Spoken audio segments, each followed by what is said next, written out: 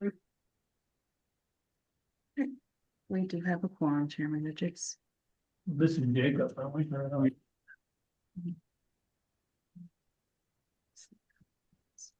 was early today before you planted. Technically, what we. Did indicate that you have a conflict? Yeah, that was. He was planning on it. In this reading is good.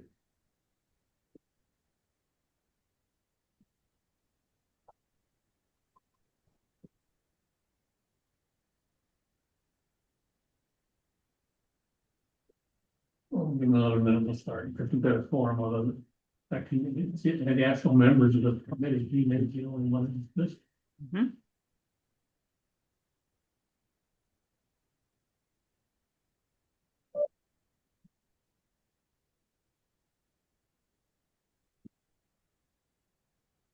he is.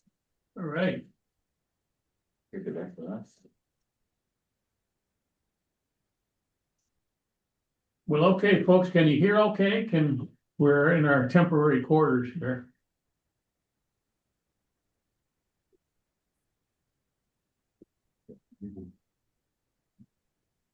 It should be.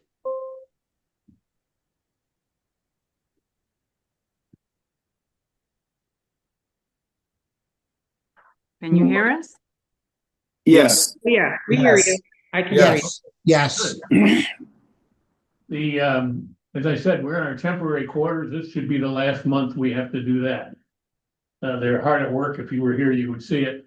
They're hard at work, condensing our offices. And so next month, we should be able to meet in person here at the office with, with accommodations that are easier to deal with. I appreciate your patience with respect to it, but in the long run, it saves us some money for the project, so it'll prove to be worth it. We've got two elements to our program today, or to our meeting today. The first is the organizational meeting for the upcoming year, the 2025-26, which requires the election of officers, the appointment of the board clerk, and then we'll deal with the meeting dates and also the operating budget for the upcoming year. So with that, I'll call a meeting to order and indicate that we're conducting the organizational meeting for this upcoming fiscal year. There are 3 officers to be elected: Chair Thomas Richards, Vice Chair Jacob Scott, Treasurer Kim Jones. There have been no further nominations or requests, so we can vote on all 3 together as a single ballot. I'll entertain a motion for that. I'll move it. Second. Second. Questions or comments? Second, yeah. Thank you. Hearing none, then all those in favor say aye or raise your hand. Aye. Aye. Carried. I wonder why no one's fighting for these offices. We also need to appoint the board clerk, records access officer. Kim Mitchell, as you know, is serving in that capacity and has been for the past year. That's an appointment by the board. There being no further nominations for it, I will entertain a motion to approve Kim for that position. So I moved. make the motion. Second. Any further discussion or comments? Hearing or seeing none, all those in favor say aye or raise your hand. Aye. Aye. In the agenda that we passed out to you and sent to you, the 2 committees, I've listed the members of the 2 committees. Those are appointments. We don't need to vote on them. But as I said in the note that I sent you, if you're willing to serve, and so far everybody has indicated they will, I appreciate that. But if you also want to involve yourself in one of the other, that can be done. I expect that the committee activity this upcoming year is going to increase, because once we start letting contracts and have that kind of work occur, that's when that committee process gets really going. So hopefully it'll be a little more meaningful in the upcoming year when we're in the program. Again, any member of the board is entitled to attend any of the committee meetings they might be interested in. Anytime. Okay, two other action items that we need to deal with. The first of which is the meeting dates for the upcoming fiscal year. That was in the packet. That was the change that we made. We shifted from Monday to Tuesday in order to accommodate some requirements that the district has to make sure that we could get everybody here, particularly the people from the district. So those dates are the memo you have. I just want to mention that November 11th, the city is closed and probably the school district too for Veterans Day. So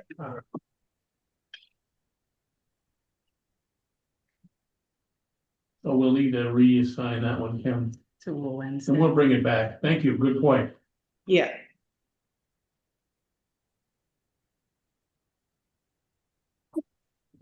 Okay, other questions or comments? Hearing or seeing none, then we'll indicate that the dates are approved as submitted with the exception of November 11th, and we'll return next month with a proposal for that. The other item we have here is the operating budget. This operating budget, is the budget that relates to the operation of the board itself, not obviously to the entire project. This is the same issue we've had in the past with respect to this budget. Kim can explain what she did in a minute. But really get rolling here. It's very hard to make a judgment on this, but we need to keep track of it. We need to have something to work against. When we get a little farther along in this process, we can expand, reflect the actual work. So with that, Kim, do you want to explain to me what we did, or explain to everyone else what you did here? Sure, Chairman Richards. The budget for these services are the ones that the board is responsible for directly. These are reflected in the monthly budget update form that will be in the August board packet, since these have yet to be approved. So the amounts are estimates for work for the month through this fiscal year. And as you'll see, as construction begins to pick up around February, March, those budget amounts have gone up. And the Savin Engineers Program Manager, because they are responsible for several of the subcontractors on this program, they have a flat amount that will easily fluctuate, but last budget year they were over because we under budgeted them at the beginning. So we just did a flat number. I worked with Treasurer Kim Jones, and we decided to just do a flat number for their amount. You'll also see the audit amount in November that has gone up approximately $1,000, and the Lawley number, which is strictly for the insurance for the board, that also has gone up approximately $1,000 for this year. These again are budget amounts. We expect to still be under budget at the end of the fiscal year, and we will adjust as necessary as we go throughout the year. Thank you. Okay, questions or comments about the operating budget or working budget as labeled? Seeing or hearing none, then I'll entertain a motion to approve the budget as it's submitted in the packet. So Make a moved. motion. Moved and seconded. Further comments or questions? Hearing or seeing none, it will stand approved. Okay, that takes care of the business of the organizational meeting. There's two notes on the agenda that you were sent, that the code of ethics policy and the confidentiality policy has to be executed by board members every year. Kim will send you by email a copy of both for you to execute, so we can get that done. Please do so. It's important that we keep that up to date. And also, sexual harassment training is required of us.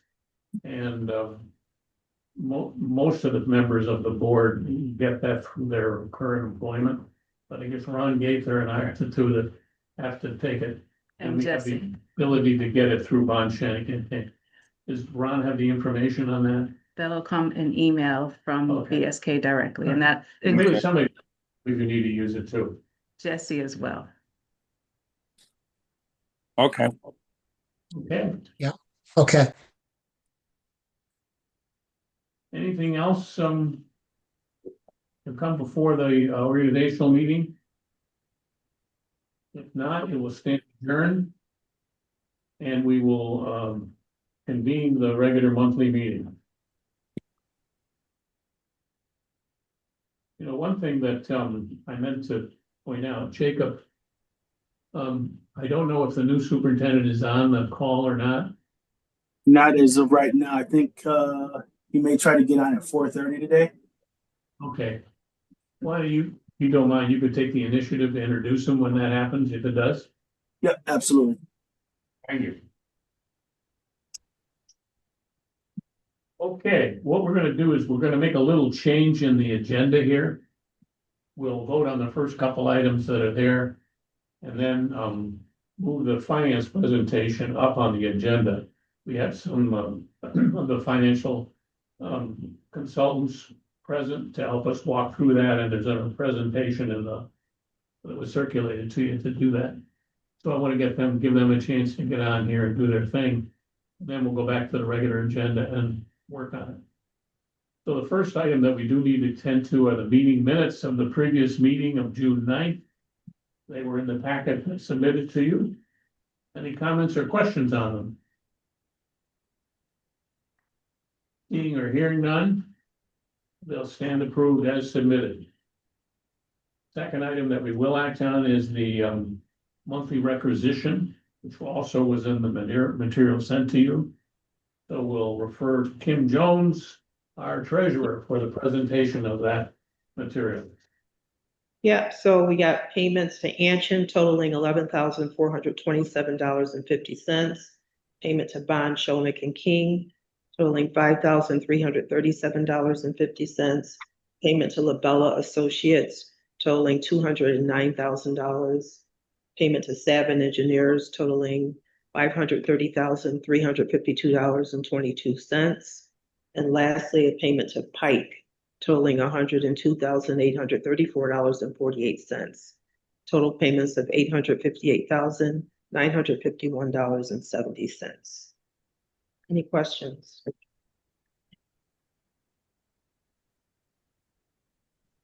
Not hearing none, we'll entertain a motion to approve it.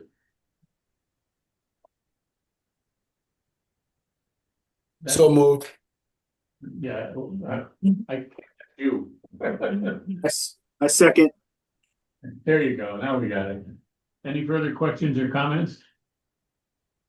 You're hearing none. All those in favor say aye. Raise your hand.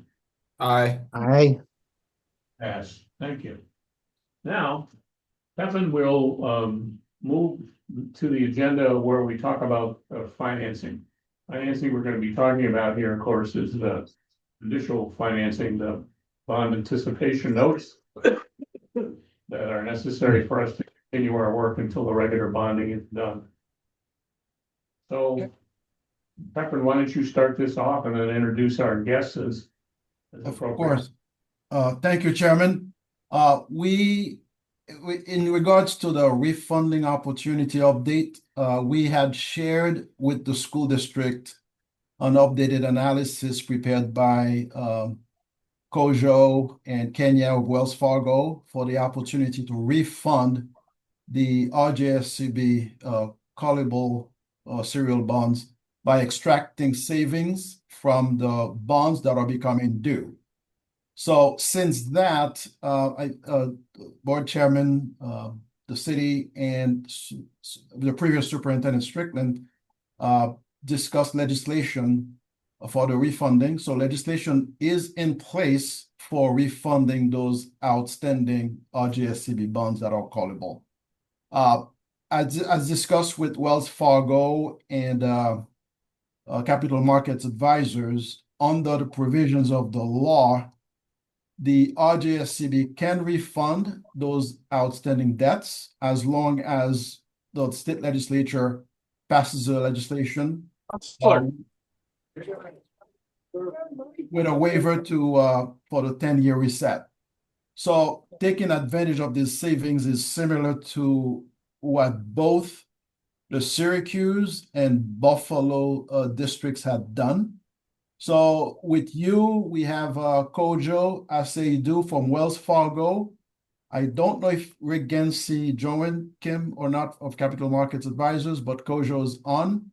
They were invited to today's meeting to explain the process and answer any questions Chairman Richards and the board or the city may have. Kojo? Thank you, Pepin. Can you hear me? Yes, we can. Great. Good evening, everyone, and thank you for having me online. As Pepin said, my name is Kojo, and I'm with Wells Fargo. First of all, I want to apologize for not joining you by video. I'm currently on the road, and so my reception is a little bit iffy, so I apologize for that. But as Pepin said, the district has an opportunity to refund or refinance a portion of its outstanding bonds, specifically the 2013 and 2015 bonds that were issued a few years ago. They currently mature in 2030 and 2031. This refunding would work a lot like refinancing a mortgage. We would essentially be issuing new bonds at a lower interest rate to pay off the older bonds, which have a higher cost of capital. And that would lower the district's overall borrowing cost and result in interest savings. Importantly, we're not suggesting refunding this to extend the maturity of the bonds, and it does not involve any new debt. It's only being done as a cost-saving measure. So based on market conditions currently, the refunding, well, we've actually updated it. I believe you might have material from a couple of weeks ago. So I can present that, but we just updated it in preparation for this call, and the results look a little bit better. So I'd rather present higher numbers than lower numbers. But based on market conditions as of today, we are estimating that a refunding would generate about 2.63 million in present value savings, which is approximately 4.2% of the refunded par. And the refunded par here is about 62 million of bonds. Now, NPV means we're accounting for everything, including transaction costs. So any payments that will be made to firms like Wells Fargo, the financial advisor, lawyers, and everything is accounted for. So that 2.6 million number is actually the savings that would go from refinancing the bonds and lowering the cost of capital. There are a couple of options that the district could choose. They could refund the bonds and schedule the savings so that we have roughly equal amounts in each year throughout the life of the bonds, or structure it so that the savings are all realized up front. And we think the latter is probably the better option because it provides some upfront capital that can be used to help the ongoing new money issuances that we're expecting to begin potentially next year or the year after. So if the district chooses to move forward, the next step would be to authorize the refunding under the set of parameters, typically including the minimum NPV savings threshold. Generally, what other districts have done, and I've worked with the district, the Syracuse School District, their threshold, which is typical to what most issuers do, is to execute the refunding as long as it generates at least 3% savings. And in this case, we're estimating savings north of 4%. So that would be very attractive. And if it approved, we'll continue to monitor market conditions and look to execute the transactions once savings can be locked in. It will probably take about 90 days once we have everything in line to get going. And it could be done on a standalone basis, or it could be done as part of the new money issuance. Because this is very market sensitive, we'd want to execute it on as quickly as possible to make sure that the savings remain intact when we're doing the refunding. But to Pepin's point, we now have the legislative approval that is required from the state's legislature to authorize the RJSCB and the school district to execute this so that the benefit of the savings can actually accrue to the school district as well as to the Joint Schools Construction Board. So I will stop there and answer any questions that you may have. The only thing I would add before the board asks you any questions is that although the state legislature had approved the bill, it still awaits the governor's signature. It's not been delivered to the governor yet. Once it's delivered, I believe the governor has 10 days to sign it into law, or it automatically becomes law. But it needs to still be delivered to the governor by the state assembly. I just wanted to throw that in. So we won't be able to kind of do anything until it's actually law. It's an amendment. Thank you, Pepin. Okay, what we're not deciding what to do with the money yet, but what we are deciding is whether to do it. Ultimately, that's a decision that the district needs to make. But it's certainly something that we have pursued on their behalf in order to bring in some advantage from this. There really, in my way of thinking, there really is a reason not to do this. It's an opportunity for us, even if we use it in the project, that the kinds of things that we could do that we wouldn't otherwise be able to do. So it's a good opportunity for us and we should take it. But, and the district supported it by asking the legislature to pass the necessary legislation to do so. Any questions or comments about this?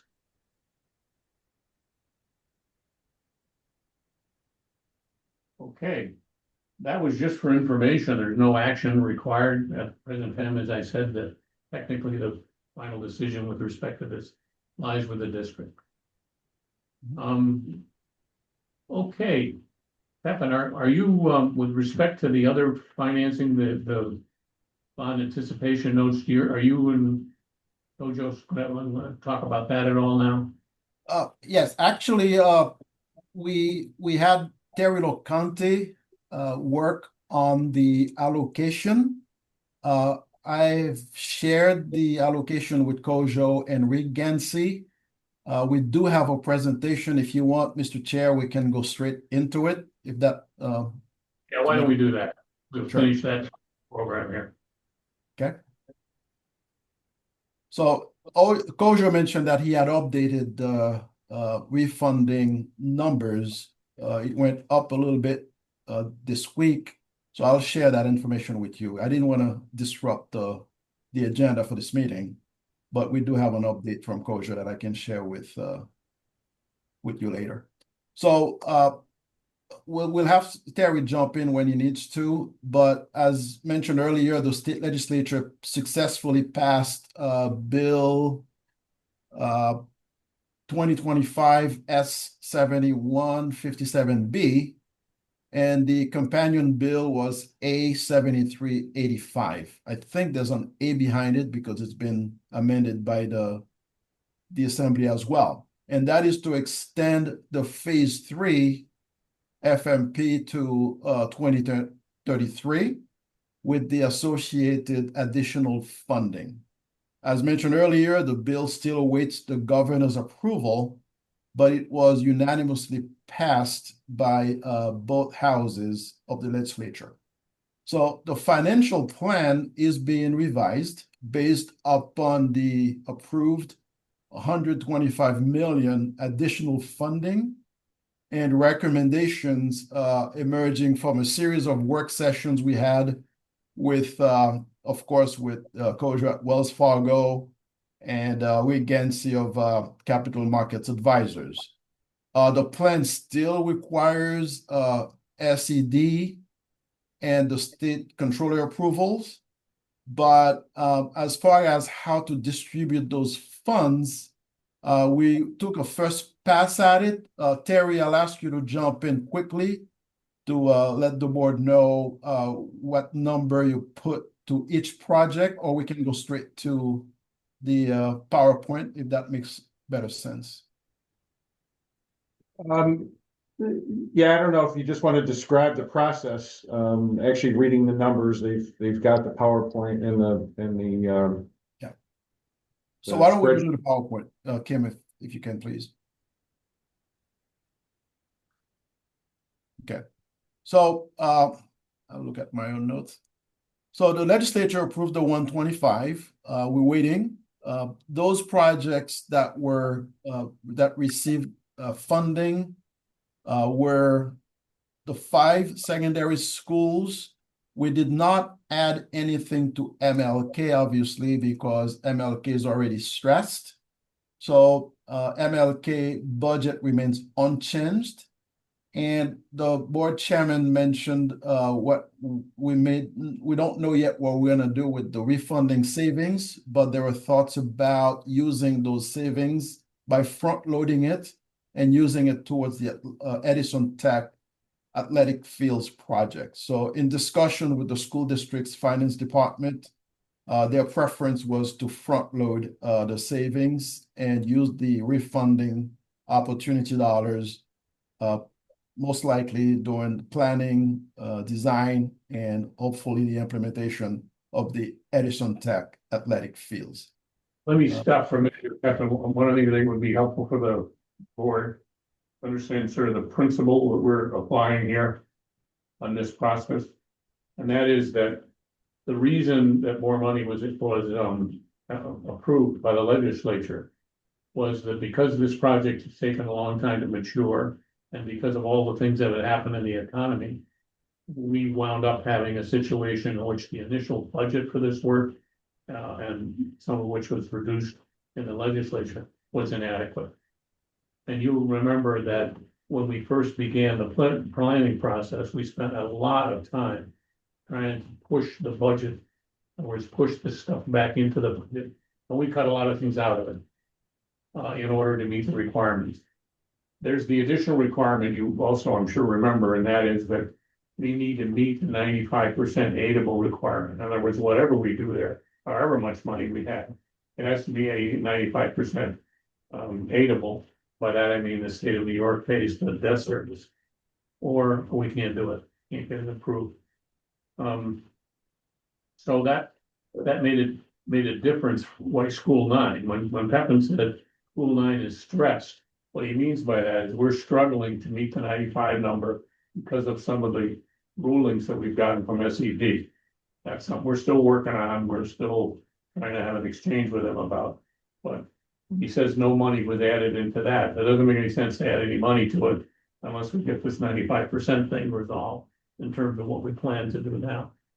So what you're going to hear here now is efforts by Terry and Pepin and others and the facilities people at the district to go back into these plans and essentially see which of those things we took out we can now put back in because we have the money to do it.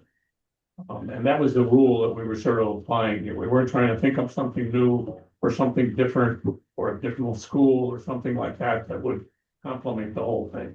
We're trying to sort of get back to the zero where we started with the needs. And there's enough. There's enough to do that to absorb the money that we're talking about. So that's kind of where we are. And then we can go from there. Thank you. Chairman Richards, I have a quick question. That's 125. Is that added to the original 475? Yes. It's Oh, incremental. wow. Okay, wow. What you're going to see here in a minute is what that enables us to do in terms of work that got taken out. So we can go back in there and do things we couldn't figure out how to do before. Great. I'm not asking you to approve all of these specifics, but what I ask them to do is give you a sort of a list or a sense of this, so you get some sense of what the impact's going to be, what kind of things are going to come out of it. So that's where we are.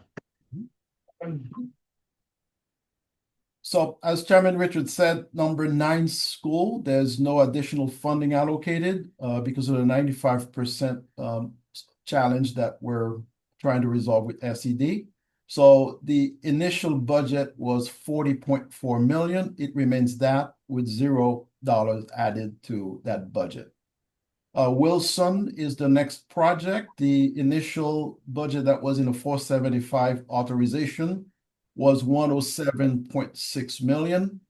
We are allocating 16.3 million to it from the 125. And the list of items that the team worked with the school district's facilities department with and get consensus is we can go through them, remove and replace lockers. There's the wood roof that was a real issue at Wilson. and still continues to be an issue. So that additional money will be able to relieve some of that pressure. The pool itself, there was very limited work in the pool. If you want more detail, Terry can certainly explain or Rolly what needs to be done in the pool, but the plan is to renovate the facility. As far as the ramp slope to the auditorium, that's going to be addressed. The facilities department would like to see terrazzo flooring because of the durability of that material instead of vinyl composition tile at the corridors. And that's something we always prefer in schools we want to last several years, 75, 80 years. Security system for the perimeter fencing, parking lot gates, those are items that the RCSD would like to see. And with that money, we'll be able to add that back in. Domestic water main service, the laterals, that's one of those things Tom Kesa of Facilities Department always asked us to do. He's been saying it for the past 15 years, address the laterals. We'll be able to do that as well. Auditorium stage lighting and sound, auditorium finishes, a full basement at the small entry addition that's in front of the building, and also would be able to address the classroom louvers. So those are the items that would not be done if the 125 were not authorized by the legislature. And any question on Wilson? Again, that comes from a negotiation between the items we had identified, particularly the pricing we'd identified, and the facilities people that who obviously have personal knowledge of the needs there. I don't think you need to go through all of the items and the rest of them, Pepin, but I should just pick a few out to give us an example. Sure. On the next one, Padilla, obviously, it's the largest project in this phase 3. We're adding 24.4 million to the 167.6 that was.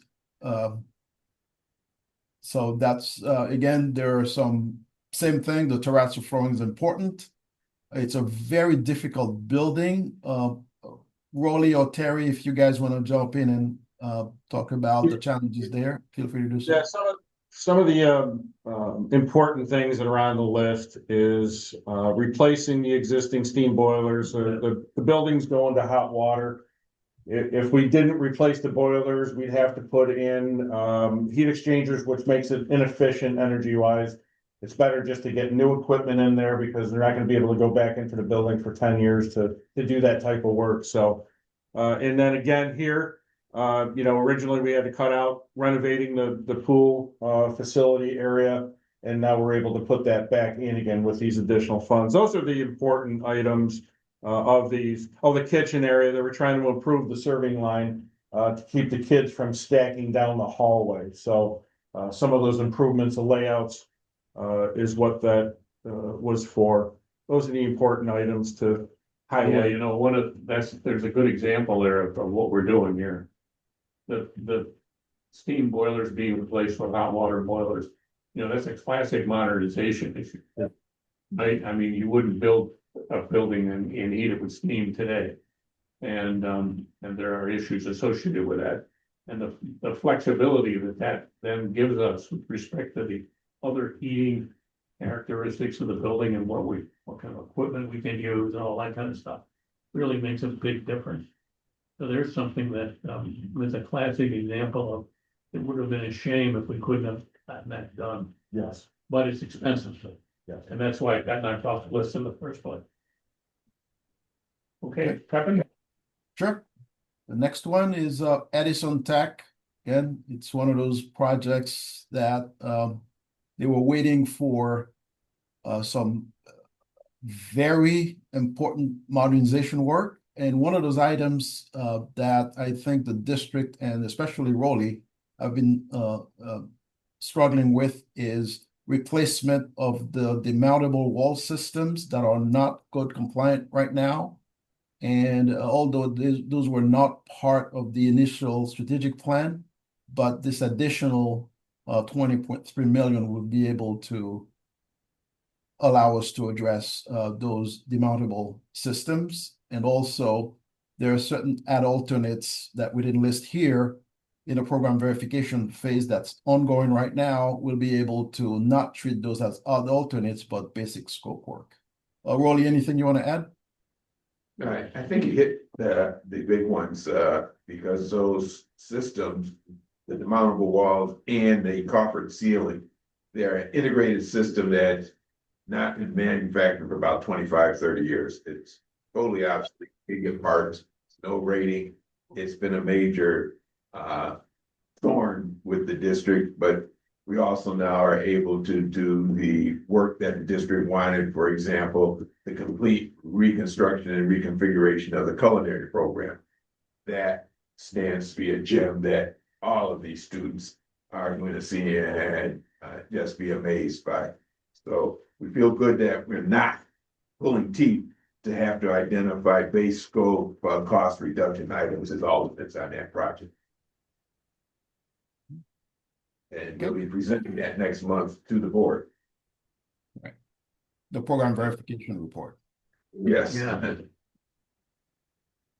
Okay, the next one. East Campus, if you remember, we took a good amount of money from East to towards Edison to make that project whole. So the additional 46 million from the 125 will be able to replenish the prior budget transfer back to East. So there are also a list of items. Sure. What you mean there, East took a double hit. When Yes. we went through the original first scheduling, we took things out like we did everywhere in order to meet the original budget. And then when we found out how much we had to spend at Edison with an unavoidable work on the structure, we took the money from East and the fields, that's true, and the field that we put back. And so now when you see a big number here, one of the reasons for that is we've cut this thing back twice. Yeah, but this is very helpful. Yes, this is helpful, and we'll be able to also address some of the issues with the electrical busway in the basement for long-term improvement. Okay, next one. Douglas, and we're adding 17.8 million to the initial budget. So that project will now be a $93.6 million project. Again, there are several scope items that were in the strategic plan that we couldn't do. And some of them were not in the strategic plan, but are necessary. We'll be able to eliminate the need to identify alternates and make those alternates base scope items.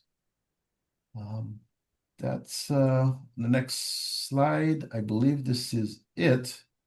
Next step, again, we emphasize the budget transfer the chairman mentioned from East back to Edison, restoring that scope of work. We'll amend the phase 3 financial plan accordingly for review by the state education department and the state controller. The plan is to just redo volume 2 and perhaps a portion of volume 1 based on the enrollment projection demographics that the state are looking for. This will allow us to also allocate enough reserves for unforeseen conditions, especially at Edison Tech because of the environmental items that we need to address over there. And also, we will need to amend the different contracts for the architects of records, construction managers, and other professional service vendors for the additional scope of work that will be added to the 475. Slide. And that's pretty much it. And this is a summary of what we just talked about. The first row show how the 125 was distributed. across the 5 secondary schools. And the second row is the revised budget. So again, number 9 remains 40.4. Wilson becomes a 107.6 million project. Padilla remains the largest project at 167.7. Edison Tech 134.5 roughly. East 56.1. Douglas 93.6. So the 475 million authorization now becomes 600 million. Again, still waiting for the governor's signature. Once it's delivered to the governor, we'll go to town. Pepin, do we plan to push out the completion date for all of the schools? Yes, ma'am. If you remember, we were supposed to be in construction at number 9 much sooner. Because of all the discussions with the state, that was moved. Wilson will be moved, and we have an obligation to get Wilson done before we can move Douglas in. So the critical path is really Wilson. But yes, to answer your question, we would have to extend the completion date for these projects. Thank you. Oh, some good news here. That's very helpful. This is not the way to do it, though. I mean, when I say it's not the way to do it, going through constant redesigns here in order to adjust to the numbers that are changing. Everybody means well with this, they're trying to help us out and help the project out, and I appreciate that, but very important now that we sort of focus on this and get SED to focus on it. So we're focused on finishing the project, not on redesigning it every 6 months. So that's what I hope we can get help for. But, we've got something to say here in terms of what we're accomplishing, and we've been endorsed by the state legislature, which is important for people to remember. Okay. Any questions or comments about the presentation? I don't, I just feel like obligated just to say something, just because I know as Pepin speaks and he talks about the scope of work, it's like I'm a part of, I know I'm vice chair, but I'm also just a part of the work as well. Sometimes I just want to kind of just verify the fact that Pepin is on point. Not that I need to, but I mean, he's explaining, and everything that he's saying is on point and has certainly been kind of verified and discussed with the district. And I hate to say because I am the district, and so sometimes as we're talking, it's like, I'm here, but I'm not there. And I'm clearly with the RCSD, with facilities, but everything that's on there is certainly on point, has been discussed thoroughly with individuals on my side. So I appreciate just the fact that Pepin and his team have been very flexible, just as far as meeting, explaining, especially for myself, but just really going through the nuts and bolts of kind of what's going on right now. So I just felt obligated to say that. Pepin is not, paying me to say any of that. I just feel as though me sitting on this call, I just cannot say anything. So I just wanted to say I verify everything that Pepin has said. Well, thanks. I really appreciate that. And I appreciate the fact that you made yourself available to us pretty much daily, and also doing our leadership meetings with your team, and also making time for us day and night.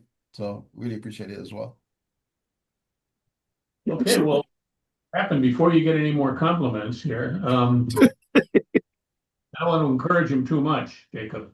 We need to go back to the regular agenda, I believe.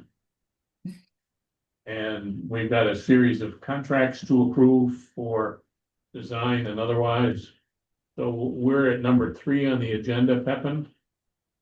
Yes. You want to start us off on that, please? Yes, of course. Again, that's for, we asking the board for approval to accept our recommendation for AE services at East High School. In an effort to meet SED's newest requirement of making the preliminary submissions for all 6 projects prior to their confirmation of the maximum cost allowance of each individual project, you've instructed us, the program management team, to accelerate the procurement of design and construction management services at East and Douglas. So we issued 4 requests for proposals, 2 for architectural engineering services, 2 for construction management services for each of the last 2 phase 3 projects, East and Douglas. So 4 firms responded for AE services at East, and we put a letter of recommendation in the packet in conjunction with the ICO, Enshin, and we would like the board to accept our recommendation to retain SEI Design for AE services at East. So, Brian, you want to add anything? Particularly, I think you. Sorry, I was muted. Nope, we worked with each one of those to go through what their numbers are, and you can see right here their participation numbers for all the categories that they have, and we're just working on the SBE piece of it. And as they get it done, they've made a commitment ultimately to meet that goal. And you'll see that's the same on each one of these. Okay. Well, Do you want before it separate or all 4 of them together? I think we probably ought to do them separately. So the first is the architectural services at East as presented in the packet. There's a resolution, and I would request a motion to approve that resolution. So moved. So moved and seconded at the same time. Other questions or comments? Hearing or seeing none, then all those in favor say aye. Aye. Aye. Opposed? Carried. Next.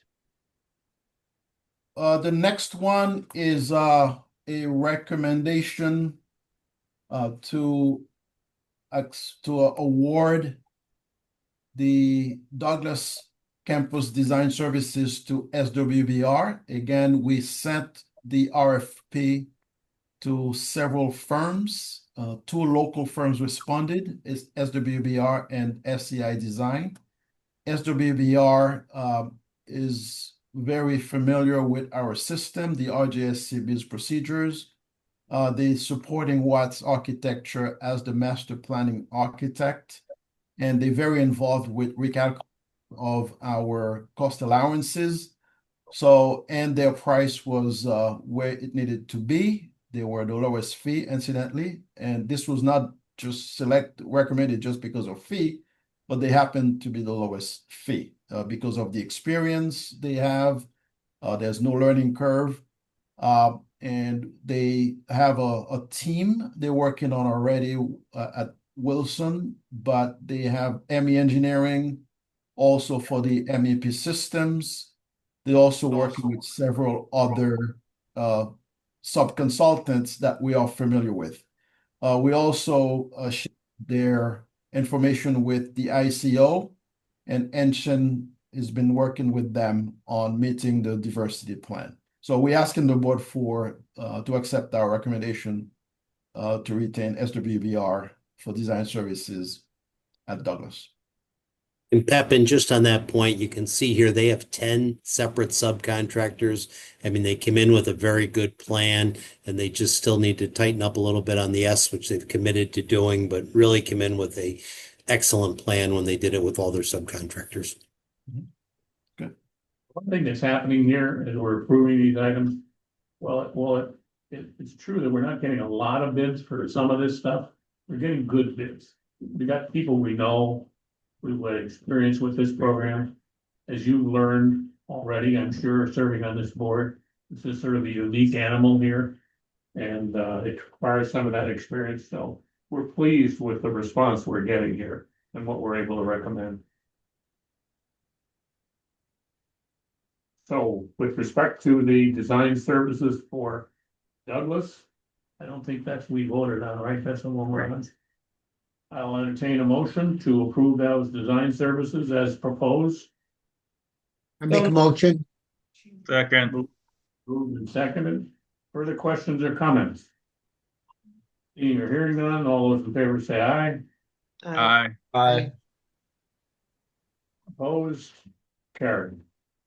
East High School, CM services.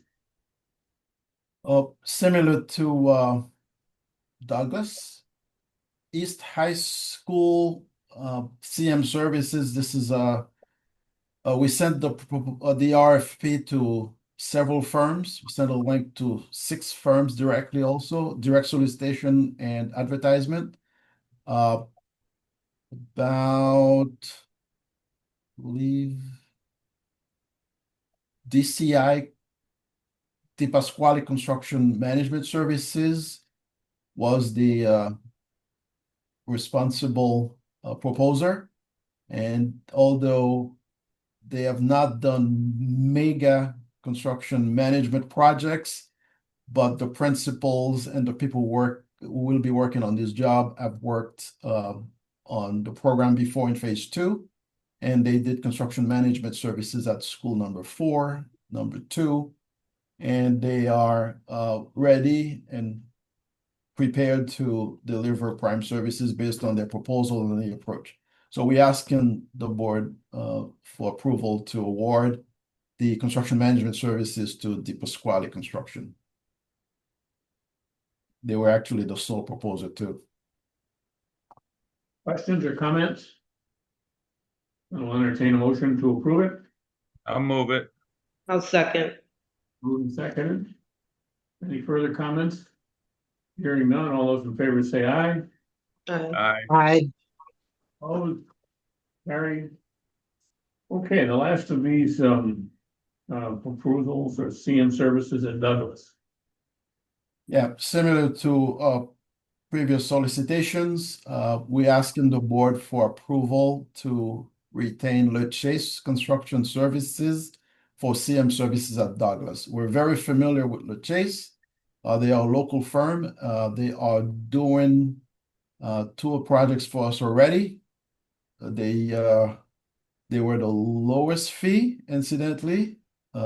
Different teams, talented teams, and they've been working for the RSMP since inception of the modernization program in 2010. So we would like the board to allow us to negotiate a contract with Le Chase for CM services at Douglas. Questions or comments? Seeing none, then I'll entertain a motion to approve it as submitted. So moved. Second. Moved and seconded. Thank you. All those in favor say aye. Aye. Opposed? Carried. Thank you. We're wearing you out here, I know. We got one left. Yes. So we are asking the boards for approval of an amendment to the agreement with Watts Architecture and Engineering. There are 2 parts to this amendment. The first part is to update the school district demographic study using Dr. McKibbins as the demographer. We've been working with Chief Jacob Scott, with Dr. Terry Orden from the district, our team, PM team, and Steve Rebels of SWBR and Watts Architecture. The results of the updated study will be analyzed by the district further and the PM team, then submitted to SED per their request. So that's the first part of this amendment. The second part of the amendment is to recalculate the maximum cost allowances for all 6 projects. Again, The results will be provided to the State Education Department in each school's project's preliminary submission before the Martin Luther King #9 and Wilson projects can be reevaluated and approved for reimbursement aid. Anshin reviewed the proposal as well. Brian, any comment from an ICU perspective? No, we worked with them, went through what they had, and they're so familiar with the program. They had a good package that they came in with.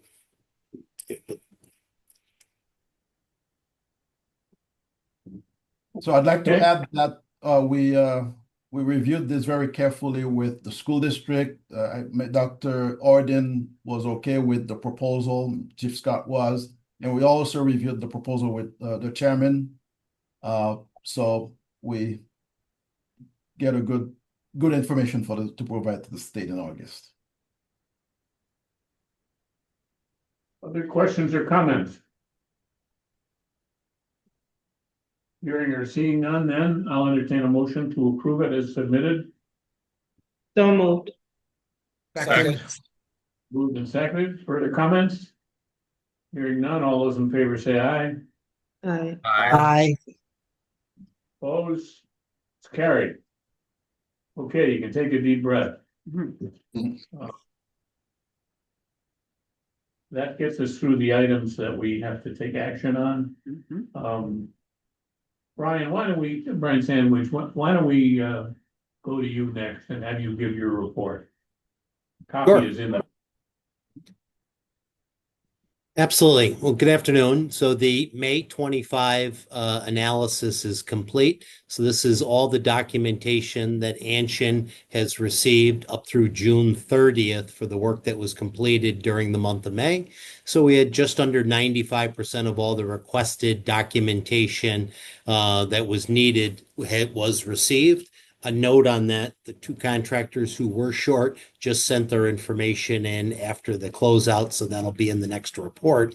And so when we go into the analysis of the workforce data, you'll notice in the middle there, it says prior period submissions. So that's for data for information that was due previously as we go through it. But it's important to note, we're over 99% of all the required docs so far since the start of phase 3 has been received and been analyzed. So when we look at it, our minority work hours, total work hours submitted for the submissions, we end up with 763. For non-minority women, we have 374.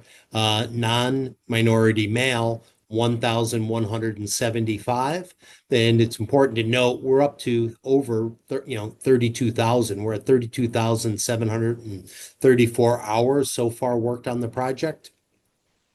When we compare that comparison overall of our goals, hours worked traditionally looking at it, minority, both male and female, we have a goal of 23%. We're currently at 43.85. Women, non-minority only, we have a goal of 7% and we're at 10.97. When we compare that goals overall with female participation, analyze a little further, minority, male only, goal of 23%, we're at 29.1. Women, both minority and non-minority, a goal of 7, and we're at 24.34%.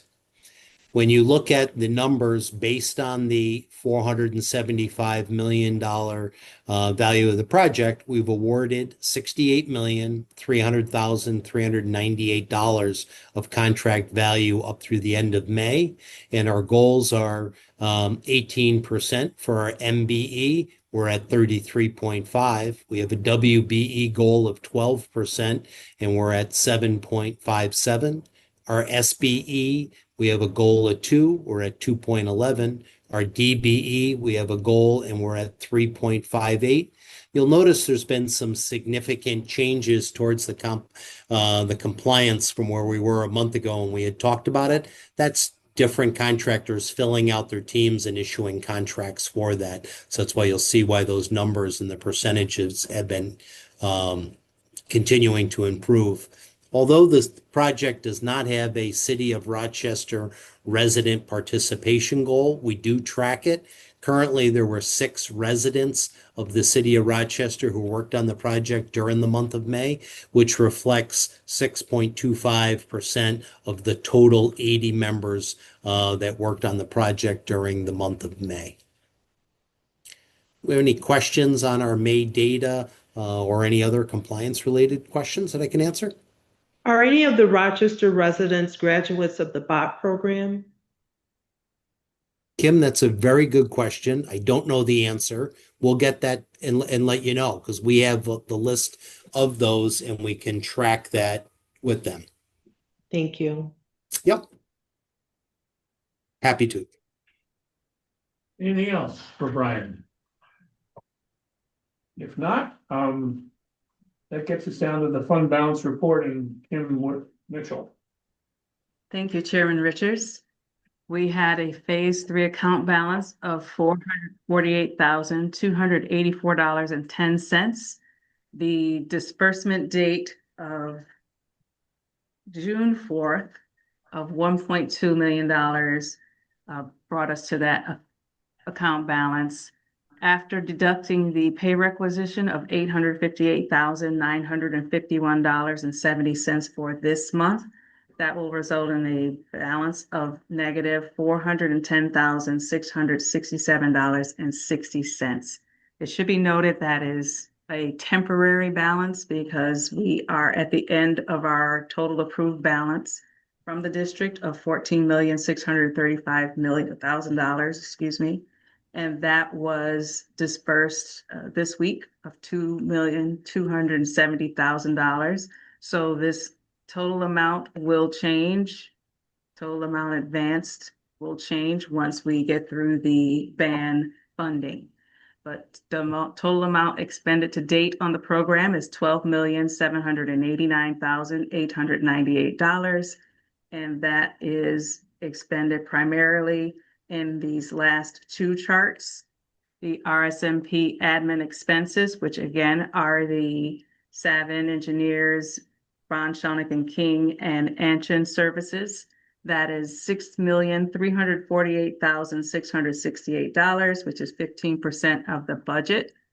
And the RSMP construction costs, which are currently only soft costs, of $6,423,244, which is 1% of the budget of $439,342,158, which again will increase once the additional funding has been applied.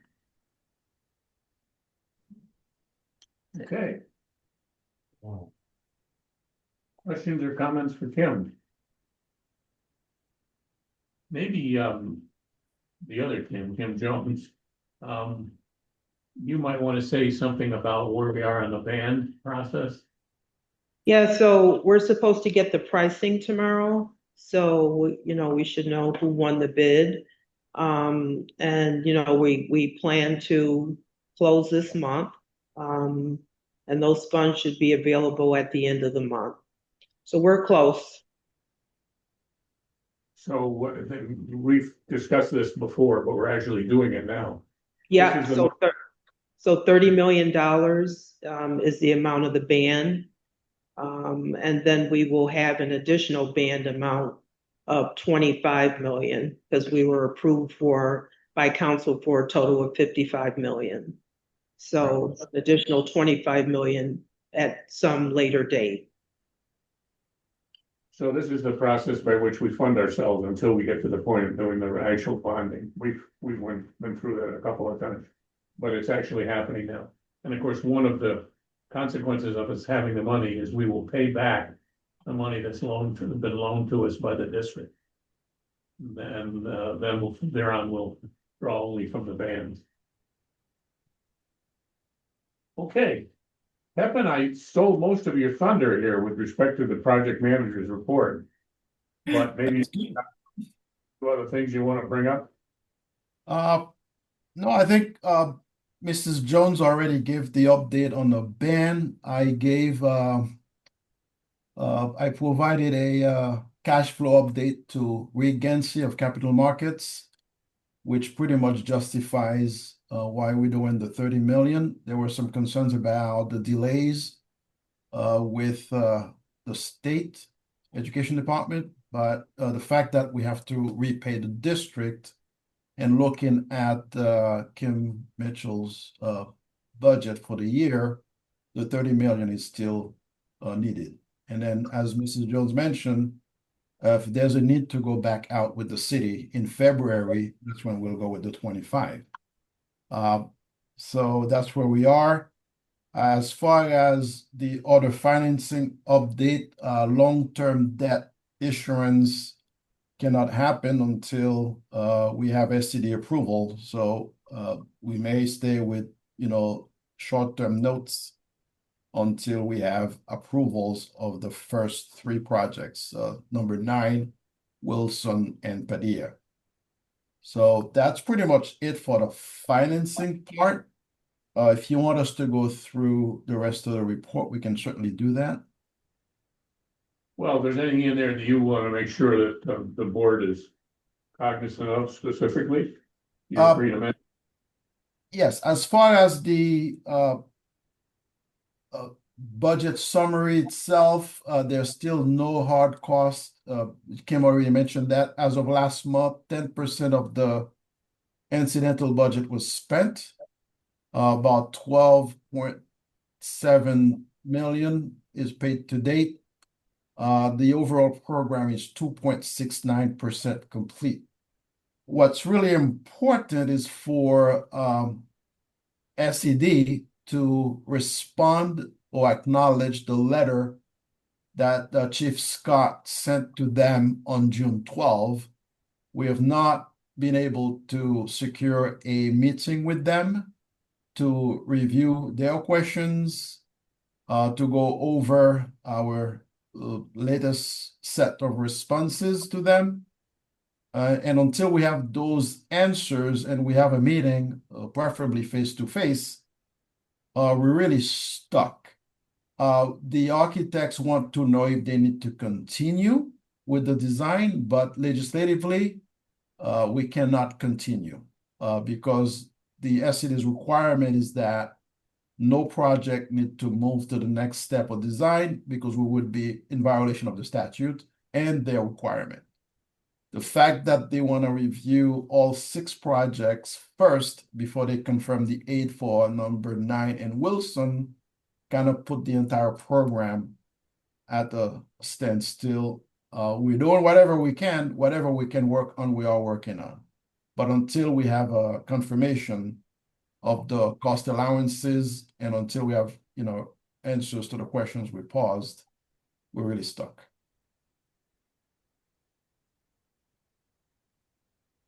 Ironically,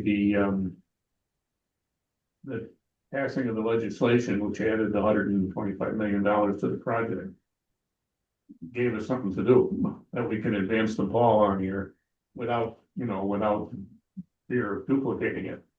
But at some point in time, that's run out. You can get going on this. Yeah, So, just for the record too, I am working with our state monitor, who's actually on a call today, around trying to set up a time with the state to get a response and also to meet in person as well. good, thanks. And also, Rolly, we had a meeting today with Chief Scott and the facilities folks to review the FPFMP attestation form that requires certifying signatures by superintendent, the CFO, you, Mr. Chair, and State Monitor, Mr. Jaime Alicea. So we went through the requirements, we went through the consequences, the effects. We would like to have a signature party at the August meeting, if possible. Question. That's for sure. For the 2 other projects, actually for Wilson and Padilla. because those documents are ready to be submitted, but until we have the ISR and the attestation form signed, we really can't submit. Go ahead, Rolly. Yes, we'd like to have that signing session after the August monthly board meeting because all of the critical players and signatories hopefully would be available in the refurbished conference room for a face-to-face meeting, hopefully in August. That would get that document out of the way in terms of signatures, and the drawings and materials are otherwise ready. We will have the updated demographics, at least in draft form by that point. And we are solely relying and waiting for the regional associate to sign the ISR form to have the entire formal packets ready for Wilson and Padilla.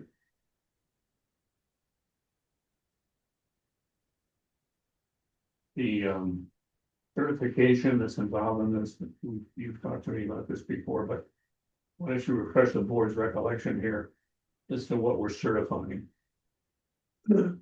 The special legislation required the Commissioner of Education to come up with a new form to certify, by and large, the 95% aidability, which is all driven, of course, by the BAU calculations that SED does with the preliminary submission. So this form requires the 4 signatories to also acknowledge they are certifying that there has been no scope changes in the design, that the building is aidable to the best of our information, knowledge, and belief with the 95% minimum in the legislation, that we're on schedule. It's a new form, and it has several checkoff boxes that SED wants certified at each of the required 5 submission points: the preliminary design, 25% CDs, 50, 75, and final documents. So in that regard, one of the things that we were instructed to do was to develop the strategy and the recommendations on how $125 million, once approved by the governor, would be allocated to the various projects. So we presented the recommendation and the scopes that would allow proceeding with. That would be identified and explained in this attestation form, because they have text boxes to explain any and all scope or budget changes.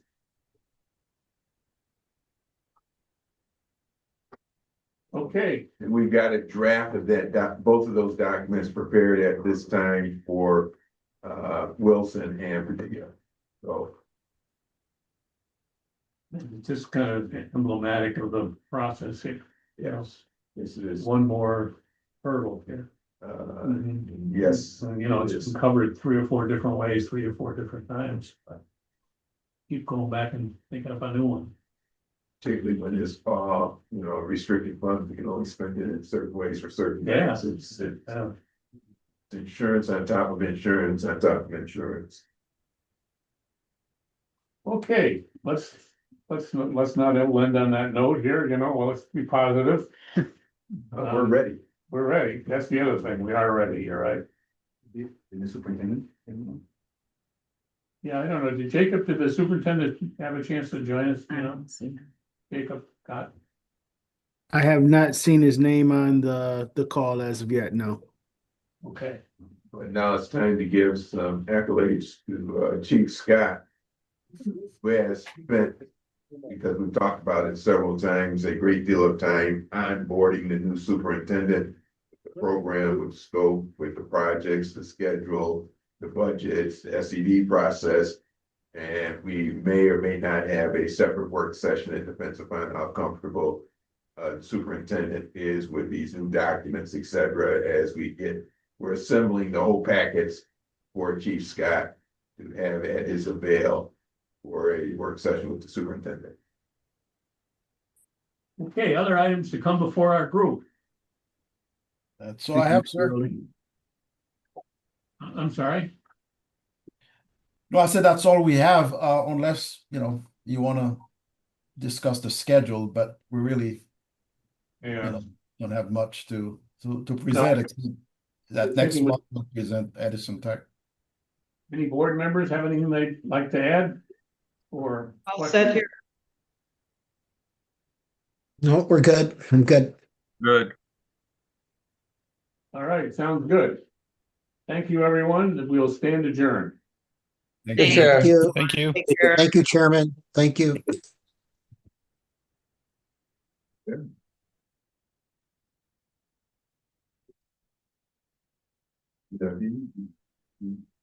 All right.